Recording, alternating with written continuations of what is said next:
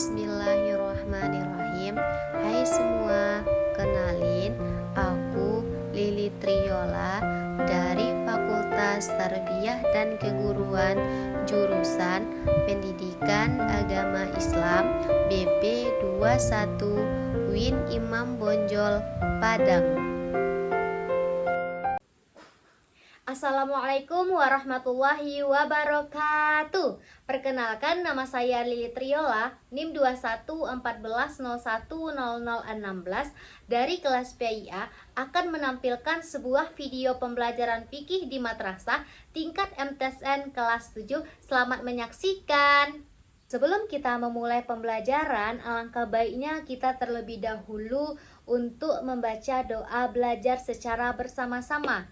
Nah, kepada anak-anak ibu, dipersilahkan untuk membaca doanya secara bersama-sama ya. Bismillahirrahmanirrahim. Rabbi zidni ilma warzuqni fahma. Ya Allah, tambahkanlah aku ilmu dan berikanlah aku rizki akan kepahaman.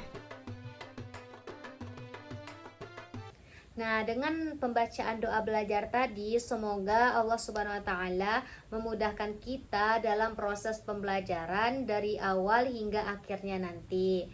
Nah, sebelum kita memulai proses pembelajaran, Ibu akan bertanya kepada anak-anak semua, apakah anak-anak masih dalam keadaan sehat dan masih dalam keadaan bersemangat dalam proses pembelajaran pada pagi hari ini?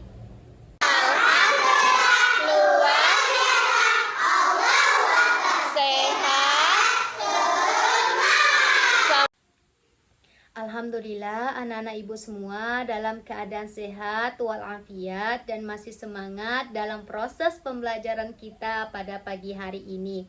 Ibu harap semangatnya ini tidak hanya pada pagi hari ini, tidak hanya pada hari ini, tetapi anak-anak semua harus semangat dalam proses menuntut ilmu atau dalam proses belajar pada hari-hari berikutnya. Nah, marilah kita mulai proses pembelajaran kita pada pagi hari ini dengan judul Sholat Fardu 5 Waktu. Nah, sebelum kita memulai proses pembelajaran, di sini Ibu akan bertanya kepada anak-anak Ibu semua, siapa yang masih ingat apa materi kita pada minggu lalu? Tayamum, Bu.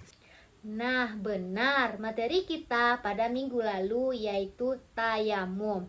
Nah, Ibu harap kepada anak-anak Ibu semua mampu menerapkan dan mengaplikasikannya dalam kehidupan sehari-hari sehingga anak-anak Ibu semua bisa menerapkannya tata cara pelaksanaan bertayamum dengan benar. Nah, marilah kita mulai proses pembelajaran kita pada pagi hari ini dengan judul Sholat Fardu 5 Waktu. Untuk itu, Ibu nanti berharap kepada anak-anak Ibu semua mampu mengetahui pengertian dari sholat, dasar hukum sholat, syarat wajib sholat, syarat sahnya sholat, dan yang kelima, perkara-perkara yang membatalkan sholat, serta apa saja rukun dari sholat tersebut. Untuk itu, Ibu harap kepada anak-anak Ibu semua memperhatikan dan berkonsentrasi ketika Ibu menjelaskan materi. Nah, untuk itu marilah terlebih dahulu kepada anak-anak Ibu semua mengamati dan mendengarkan atau melihat video cuplikan mengenai judul kita pada pagi hari ini. Welcome to Mobile Legends! First Blood. You have slain an enemy. Double kill. Triple kill. Maniac. Allahu Akbar, Allahu Akbar. Bro, udah azan. Ayo sholat. Iya, duluan aja sana. Tanggung nih. Savage. Jangan ngabaikan panggilan Allah gitu. Yang kedudukannya lebih tinggi itu urusan dunia. Akunya beriman, tapi mengabaikan panggilan Allah. Itu kan sama aja dengan munafik. You have been slain.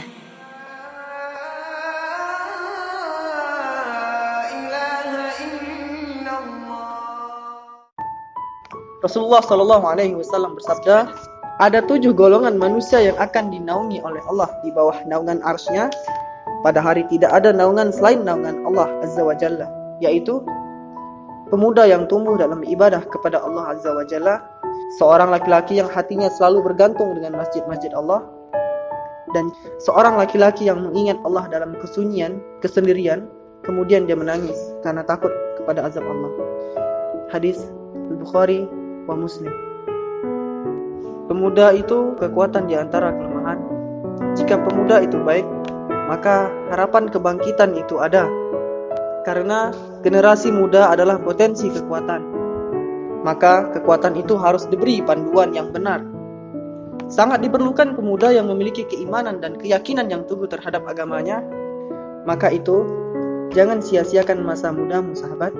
Berpegang teguhlah pada keimanan, agar terbit semangat muda yang bergelora untuk menjaga panji Islam sampai Israfil meniupkan sangkakalanya. Nah, bagaimana tanggapan anak-anak ibu semua mengenai video yang telah ibu tayangkan tadi? Nah, di sini siapa yang bisa atau siapa yang berani memberikan argumentasinya terhadap video yang telah dia lihat? Melalaikan sholat, Bu. Nah, benar yang dikatakan oleh anak-anak ibu semua, bahwasannya dalam video tersebut adalah seorang pemuda laki-laki yang mengabaikan panggilan Allah Subhanahu wa taala ketika telah masuk waktunya sholat. Nah, untuk itu ibu harap kepada anak-anak ibu semua tidak melalaikan waktunya sholat atau waktunya panggilan Allah Subhanahu wa taala. Nah, marilah kita memulai proses pembelajaran kita. Nah, marilah kita masuk kepada poin kita yang pertama, yaitu tentang pengertian sholat. Nah, anak-anak ibu semua, sholat itu secara bahasa artinya doa. Sedangkan secara istilah, sholat itu adalah bentuk ibadah yang terdiri atas serangkaian perkataan dan perbuatan yang diawali dengan takbiratul ikram dan diakhiri dengan salam. Nah, itulah pengertian dari sholat. Nah, sholat fardu itu merupakan wajib dilaksanakan, yang mana sholat fardu secara hukum terdiri atas 2 golongan. Yang pertama fardu ain, yang kedua fardu kifayah. Nah, marilah kita bahas satu persatu ya. Nah, yang pertama maksud dari fardu ain itu anak-anak ibu semua, artinya yaitu wajib setiap individu kita melaksanakan perintah Allah Subhanahu wa taala atau melaksanakan ibadah yang harus kita laksanakan. Apa saja yang wajib kita laksanakan setiap individu, yaitu sholat fardu, sholat 5 waktu, dan sholat Jumat bagi laki-laki. Nah, itulah yang dimaksud dengan fardu ain. Yang kedua yaitu fardu kifayah. Maksud dari fardu kifayah itu adalah yang diwajibkan atas seluruh umat muslim, namun akan gugur dan menjadi sunnah apabila dilaksanakan sebagian orang muslim. Nah, apa saja yang termasuk dari fardu kifayah ini? Yaitu sholat jenazah. Nah, sholat jenazah itu termasuk dari fardu kifayah, dan sholat wajib 5 waktu itu termasuk dari fardu ain. Nah, itulah penjelasan dari pengertian sholat dan pengertian sholat fardu. Masuk kita kepada poin yang kedua, yaitu tentang dasar perintah sholat fardu. Anak-anak ibu semua, sholat fardu itu merupakan rukun Islam yang kedua setelah kita mengucapkan 2 kalimat syahadat, yang mana sholat itu merupakan penanda bagi orang yang muslim dan bagi orang yang kafir. Oleh karena itu, pentingnya kedudukan sholat bagi setiap muslim. Salah satunya ayat yang menjelaskan tentang sholat fardu ini yaitu Quran Surah An-Nisa ayat 103 yang berbunyi, Bismillahirrahmanirrahim, Innas sholata kanat 'alal mu'minina kitaban mauquta, yang artinya sesungguhnya sholat itu merupakan kewajiban yang waktunya itu telah ditentukan atas orang-orang mukmin. Nah, dalam ayat tersebut Allah Subhanahu wa taala telah mengatur waktu-waktu pelaksanaan sholat fardu yang terdiri sholat subuh, sholat zuhur, sholat asar, sholat maghrib, dan sholat isya. Yang mana waktu pelaksanaannya itu tentu berbeda-beda. Yang pertama yaitu waktu sholat subuh. Waktu sholat subuh ini dimulai dari terbitnya fajar hingga terbitnya matahari. Yang kedua yaitu waktu sholat zuhur. Waktu sholat zuhur ini dimulai tergelincirnya matahari sampai waktunya sholat asar. Yang ketiga yaitu sholat asar. Sholat asar ini waktu pelaksanaannya itu adalah bayangan benda sama panjang dengan bendanya dan sampai terbenamnya matahari. Yang keempat yaitu waktu pelaksanaan sholat maghrib. Waktu pelaksanaan sholat maghrib yaitu mulai terbenamnya matahari hingga hilangnya awan berwarna merah di ufuk barat. Waktu pelaksanaannya sholat isya yaitu dimulai dari hilangnya awan di daerah ufuk barat sampai waktu pelaksanaan terbitnya fajar sebagai penanda waktunya sholat subuh. Nah, itulah waktu-waktu pelaksanaan sholat fardu. Nah, bagaimana anak-anak ibu semua? Apakah anak-anak masih semangat? Nah, alhamdulillah anak-anak ibu semua masih semangat dalam belajar. Nah, masuklah kita kepada poin yang ketiga, yaitu tentang syarat wajibnya sholat. Nah, anak-anak ibu semua, syarat wajibnya sholat di sini artinya adalah hal-hal yang membuat seseorang menjadi wajib melakukan sholat. Yang mana syarat wajibnya sholat ini terdiri atas 3. Yang pertama, beragama Islam. Yang kedua, balik. Yang ketiga, berakal. Nah, marilah kita bahas satu persatu. Yang pertama, beragama Islam. Nah, maksud dari beragama Islam di sini yaitu orang yang bukan beragama Islam maka hukumnya tidak wajib melakukan sholat. Akan tetapi, orang yang beragama Islam maka hukumnya wajib melakukan sholat. Nah, yang kedua yaitu balik. Nah, maksud balik di sini yaitu adalah orang-orang yang telah mencapai kedewasaan. Yang mana jika anak-anak ibu semua di sini telah mengalami menstruasi bagi perempuan dan mimpi basah bagi laki-laki, maka wajib baginya untuk melakukan sholat. Nah, bagaimana Bu jika anak-anak yang masih kecil? Nah, anak-anak yang masih kecil tidak diwajibkan untuk melakukan sholat. Akan tetapi alangkah baiknya kita sebagai orang tua atau kamu sebagai kakak atau kamu sebagai abang, jika ada adik kamu yang masih kecil, maka ajarkanlah bagaimana tata cara pelaksanaan sholat dengan baik dan benar. Nah, yang ketiga yaitu berakal. Nah, maksud dari berakal di sini yaitu orang yang pingsan, orang yang mabuk, orang yang gila, maka tidak diwajibkan untuk melaksanakan sholat. Akan tetapi, jika orang itu mengalami berakal sehat, maka wajib baginya untuk melaksanakan sholat. Nah, itulah syarat wajib sholat. Yang mana tadi? Yang pertama beragama Islam, yang kedua balik, yang ketiga berakal. Nah, selanjutnya kita masuk kepada poin yang keempat, yaitu tentang syarat sahnya sholat. Nah, anak-anak ibu semua, maksud dari syaratnya sah sholat yaitu ketentuan-ketentuan yang harus kita penuhi sebelum kita melakukan sholat.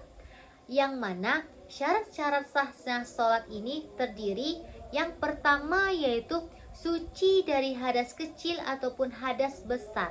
Nah, ibu contohkan hadas yang besar yaitu contohnya ketika perempuan mengalami datang bulan. Jadi, jika kita melakukan sholat dalam keadaan datang bulan, maka tidak sah bagi kita untuk melakukan sholat. Nah, yang kedua yaitu suci dari pakaian, badan, dan tempat yang akan kita sholat tersebut.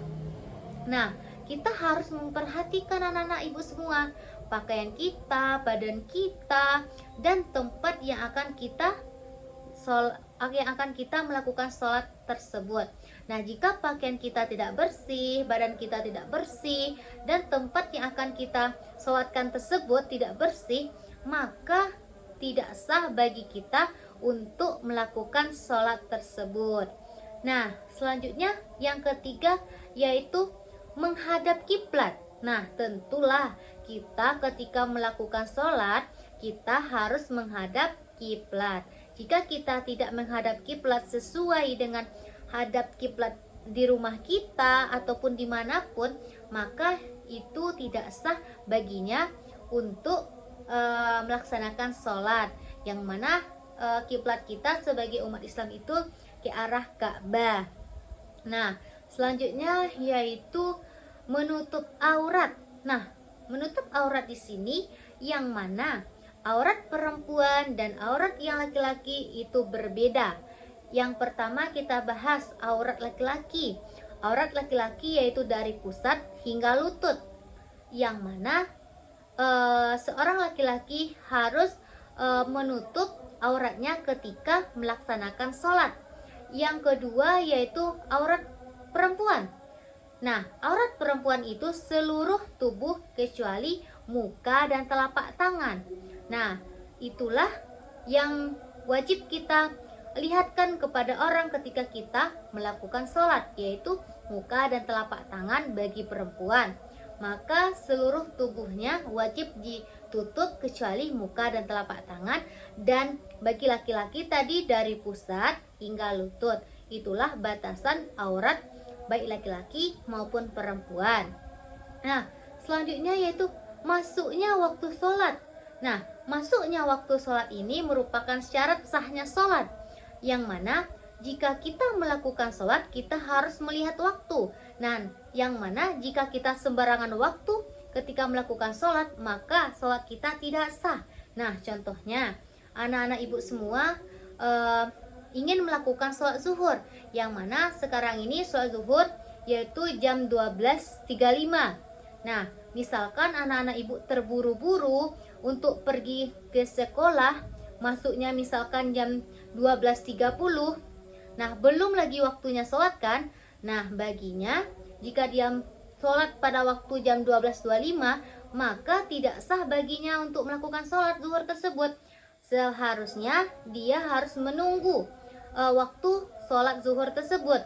Dan bisa anak-anak ibu semua minta izin kepada gurunya jika mengalami hal demikian. Maka ibu harap kepada anak-anak ibu semua itu waktu pelaksanaan sholat itu harus diketahui. Karena jika anak-anak ibu tidak ketahui, maka anak-anak ibu tersebut tidak sah baginya untuk melakukan sholat. Nah, itulah syarat sah sholat. Nah, yang pertama tadi apa? Suci dari hadas kecil maupun hadas yang besar. Yang kedua, suci dari pakaian, badan, dan tempat sholat. Yang ketiga, menghadap kiblat. Yang keempat, menutup aurat. Yang kelima, masuknya waktu sholat. Itulah syarat sah sholat. Nah, kita masuk kepada poin yang kelima, yaitu tentang perkara-perkara yang membatalkan sholat. Nah, ada beberapa perkara yang membatalkan sholat, diantaranya yaitu yang pertama, datangnya hadas kecil dan hadas besar di pertengahan sholat. Nah, jika anak-anak ibu semua mengalami hal demikian, maka sholatnya menjadi batal. Dan yang kedua, yaitu tertawa ataupun berbicara ketika melakukan sholat. Nah, jika anak-anak ibu ketika melakukan sholat dia berbicara ataupun tertawa, maka sholatnya menjadi batal. Yang ketiga yaitu mengubah niat. Yang awalnya anak-anak ibu semua niatnya sholat fardu, dan suatu ketika misalkan pada rakaat kedua anak-anak ibu semua ubah niatnya menjadi sholat gerhana matahari, maka hukum sholatnya yaitu menjadi batal. Selanjutnya yaitu berpaling dari arah kiblat. Dan anak-anak ibu semua, jika anak-anak semua berpaling dari arah kiblat, maka hukumnya sholatnya menjadi batal. Dan selanjutnya yaitu meringkas salah satu rukun sholat, yang mana anak-anak ibu semua itu mengambungkan ruku dan iktidal dijadikan sebagai satu. Misalkan dari ruku langsung ke sujud, maka anak-anak ibu semua itu sholatnya tidak sah dan sholatnya itu menjadi batal. Dan itulah perkara-perkara yang membatalkan sholat. Yang pertama, datangnya hadas kecil dan hadas besar di pertengahan sholat. Yang kedua, tertawa dan makan dan minum secara sengaja.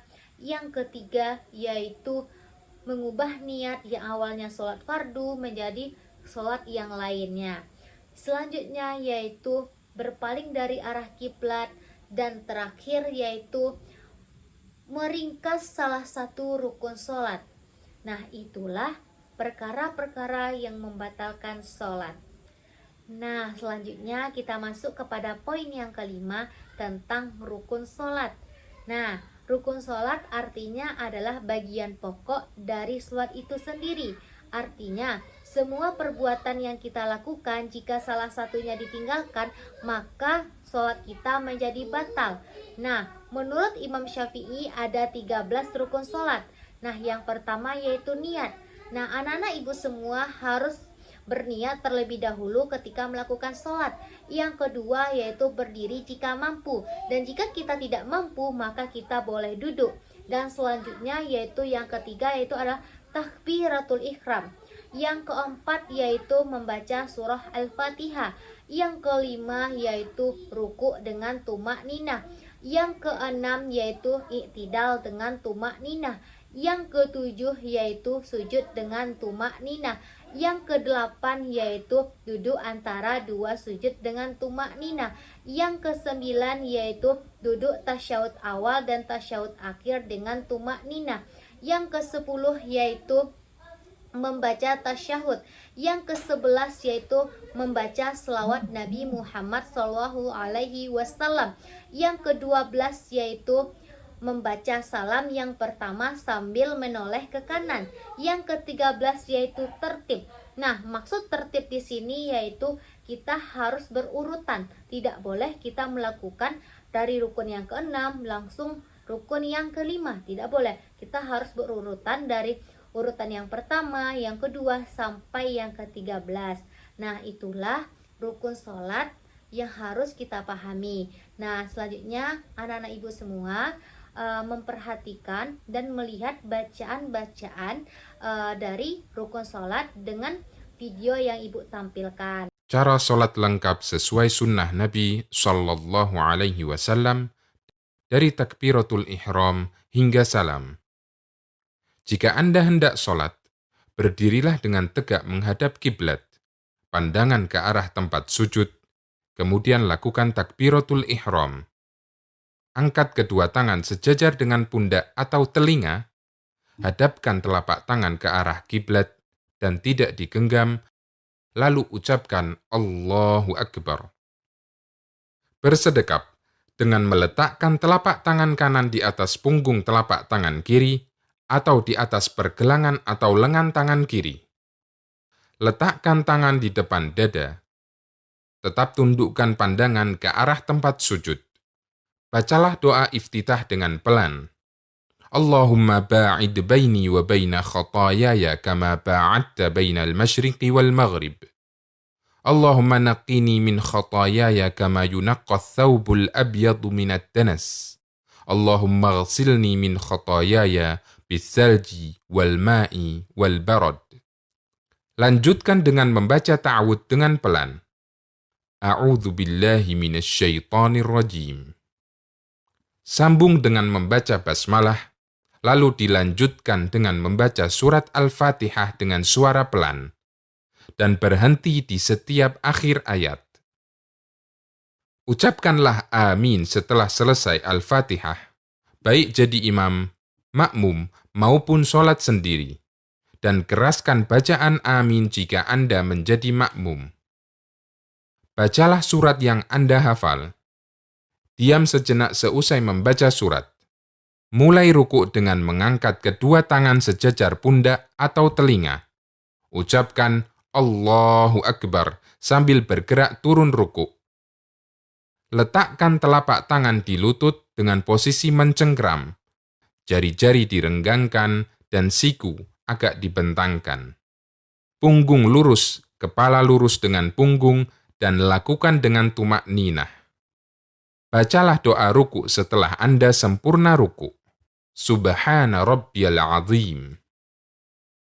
Bangkit sambil mengucapkan Sami'allahu liman hamidah.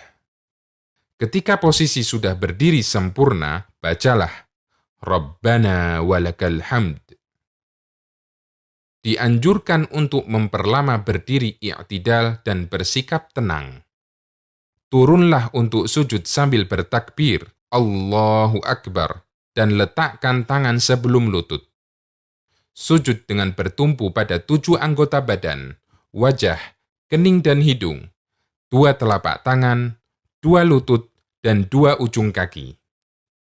Posisi jari tangan dirapatkan menghadap kiblat, telapak tangan sejajar dengan pundak atau sejajar telinga. Tangan membentang ke samping, punggung posisi tengah dan kaki hampir menyiku. Tenang dan bacalah doa sujud. Subhana rabbiyal a'la. Bangkit dari sujud sambil membaca takbir, Allahu Akbar, kemudian duduk iftirash. Punggung tegak, letakkan telapak tangan di atas paha atau lutut. Posisi jari agak renggang. Baca doa, Rabbighfirli, Rabbighfirli. Kemudian bergerak turun sambil bertakbir. Dan sujudlah sebagaimana cara yang pertama. Bangkit dari sujud tanpa membaca takbir, lakukanlah duduk istirahat sejenak dengan posisi duduk iftirash. Kemudian berdiri ke rakaat berikutnya dengan bertumpu pada kedua tangan sambil bertakbir. Berdirilah sempurna dan langsung sedekap. Lakukan seperti yang Anda lakukan pada rakaat sebelumnya. Setelah Anda mendapatkan 2 rakaat, bertakbir kemudian duduk tasyahud awal, duduk iftirash.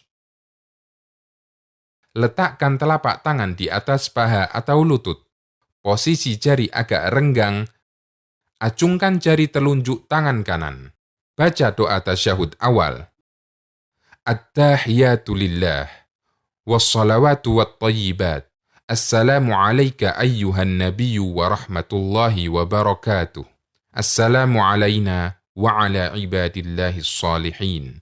Ashhadu an la ilaha illallah wa ashhadu anna Muhammadan abduhu wa rasuluh. Dianjurkan untuk ditambah dengan bacaan sholawat. Allahumma salli ala Muhammad wa ala ali Muhammad kama sallaita ala Ibrahim wa ala ali Ibrahim innaka Hamidum Majid. Allahumma barik ala Muhammad wa ala ali Muhammad kama barakta ala Ibrahim wa ala ali Ibrahim innaka Hamidum Majid. Bangkit dengan membaca Allahu Akbar, dan setelah sempurna berdiri, angkatlah kedua tangan dan bersedekaplah. Setelah di rakaat terakhir, duduknya tasyahud akhir dengan posisi tawarruk. Posisi tangan di atas paha, acungkan telunjuk tangan kanan. Bacalah tasyahud dan sholawat. At-tahiyatu lillah, wassalawatu wattayyibat. Assalamu alayka ayyuhan nabiyyu wa rahmatullahi wa barakatuh. Assalamu alayna wa ala ibadillahi salihin. Ashhadu an la ilaha illallah wa ashhadu anna Muhammadan abduhu wa rasuluh. Allahumma salli ala Muhammad wa ala ali Muhammad kama sallaita ala Ibrahim wa ala ali Ibrahim innaka Hamidum Majid. Allahumma barik ala Muhammad wa ala ali Muhammad kama barakta ala Ibrahim wa ala ali Ibrahim innaka Hamidum Majid. Berdoalah memohon perlindungan dari 4 hal. Allahumma inni a'udzubika min adabi jahannam wa min adabil qabr wa min fitnatil mahya wal mamat wa min syarri fitnatil masihid dajjal. Anda boleh berdoa yang lainnya. Allahumma a'inni ala dzikrika wa syukrika wa husni ibadatik. Selanjutnya salam, menoleh ke kanan sampai kelihatan pipi kanan dari belakang dengan mengucapkan Assalamualaikum warahmatullah. Dan salam ke kiri sampai kelihatan pipi kiri dari belakang dengan mengucapkan Assalamualaikum warahmatullah. Selanjutnya yaitu hikmah pelaksanaan sholat fardu.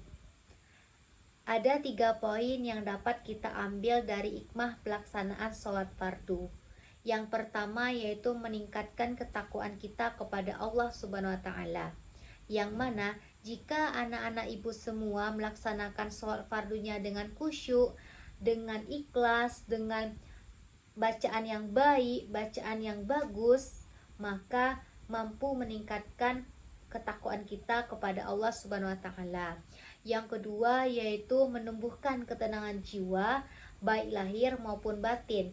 Nah, jika anak-anak ibu semua merasa gelisah, merasa kekhawatiran, ada rasa takut di dalam hatinya, maka hendaklah segera untuk melaksanakan sholat. Dan yang ketiga yaitu mendidik kita menjadi disiplin, terutama dengan adanya sholat ini, adanya disiplin waktu. Kita bisa mendisiplinkan waktu kita, yang mana waktu pelaksanaan sholat itu telah diatur. Tidak sembarangan waktu kita melaksanakan sholat. Nah, untuk itu dengan adanya waktu ini, maka mendidik kita menjadi disiplin. Dan itulah 3 hikmah yang dapat kita ambil dalam pelaksanaan sholat fardu. Yang pertama, meningkatkan ketakwaan kita kepada Allah. Yang kedua, menumbuhkan ketenangan jiwa baik lahir maupun batin. Yang ketiga, mendidik menjadi pribadi yang lebih disiplin. Nah, itulah penjelasan yang dapat ibu sampaikan. Semoga anak-anak ibu dapat memahami dan dapat menerapkan dalam kehidupan sehari-harinya. Mohon maaf apabila ada kata yang salah, mohon dimaafkan. Wabillahi taufik walhidayah. Wassalamualaikum warahmatullahi wabarakatuh.